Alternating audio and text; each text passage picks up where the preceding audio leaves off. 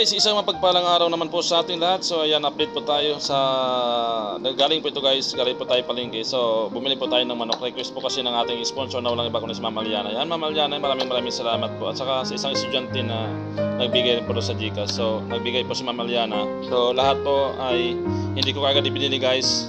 So bali ano to, 4 na hita yung binili ko. Yan, puro hita guys ang binili ko para kaunti yung buto. Tatanggalin natin to yung buto, tapon natin, tapos yung laman yung ipapakain natin sa mga aso. So lalagayan na natin to guys na na walang timpla kasi masama daw sa mga hayop yung may mga palasa. So walang timpla, yun po ang natin, tapos haluan natin ng kanin.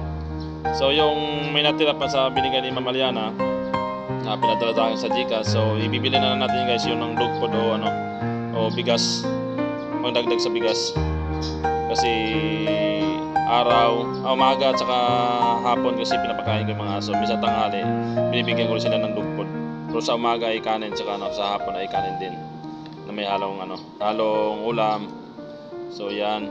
So Ma'am Aliana, maraming salamat po sa iyong papadala sa GCash, pa sponsor mo palagi sa anak ni Blacky at kay Blacky. So yan, 4 na hita po yung binili natin. So ano po ito, higit kulang-kulang 2 kilo rin ito kasi malalaki. So maganda po siya guys.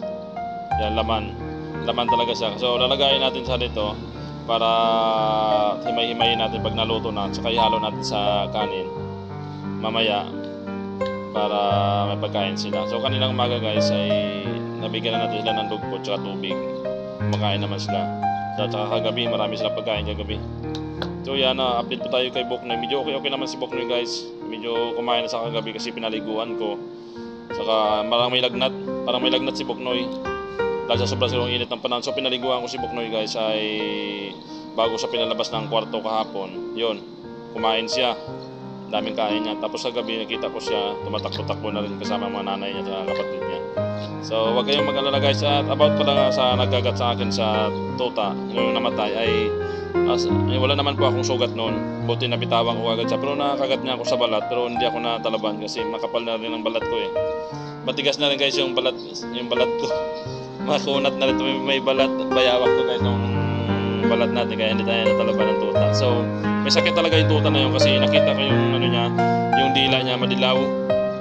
Baka nung baby pa siya sadyang may sakit siya, or hindi natin alam kung baka nakagat ng mga insekto sa gubat kasi nasa gubat sila nakatira noon. So malapit na ngayon sila dito guys sa guardhouse kasi gawa ng yung tinapon ng mga tolda at saka yung pom. Nandun sila sa ilalim, nakahiga sila doon sa ilalim, tapos may mga takip sa taas kahit umulan hindi sila mabasa. Tapos tumatambay sila sa mga puno ng saging kasi malamig po yun guys. So yan po, update lang po tayo. Ayan, at siguro ay hanggang dito lang muna ating video guys. Pinakita ko lang ito yung nabili natin. Galing po ito sa ating sponsor, kaya taas puso po ako nagpapasalamat. Walang sawa, nagpapasalamat po sa inyong lahat dyan. Lalo na sa mga guys, sa mga gusto po mag-sponsor nga pala, ilagay natin yung GCash ko dyan sa comment section o dyan sa screen. Sa mga gusto lang po na mag-donate sa mayroon lang pong sobra dyan para sa aso. Kung mga malapit na kayo dito guys, gaya ng taga kay ma'am, taga Las Piñas, pumunta talaga sa dyan dito sa Bikutan. Nagkita po kami, nabigay sa mga dog food, laruan ng aso, may kasamang bigas, so may sabon at marami na rin sa doon, may mga asukal. Yun, siyempre hindi pa pwede sa aso yung binigay ko sa kasama ko guys kasi hindi naman ako nagkakape. So may kasamang bigas saka dog food. So yun po yung pinapakain ko ngayon sa mga aso kasi may dog food na binigay si ma'am. Maganda yung dog food niya, may pang tuta, may pang adult. So pero ito ay galing po ito kay Ma'am Aliana. Saka may sobra pa guys, bibili ko na ng bigas yun. Yung kasama na rin yun sa pagpadala ng isang estudyante doon na 50 pesos.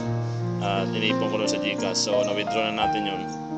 Yun po ang ibibili natin ng bigas para may pagkain din yung aso. At saka bilihan ko sila guys ng yung mga mumurahing isda para pampalasa ba yung isdang yung tamban.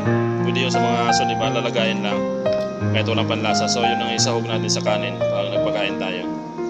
So yun guys, maraming salamat po sa inyong lahat dyan, sa inyong walang sawang suporta po dito sa ating YouTube channel. Kung bago ka lang po sa ating YouTube channel, huwag pong kalimutan na mag-like, subscribe at pinutin yung notification bell para updated po kayo sa ating mga i-upload na ganito, na mga mahilig sa mga hayop. lover, pet lover dyan, sa mga animal lovers. Kaya maraming salamat po. God bless po sa ating lahat. Bye bye po.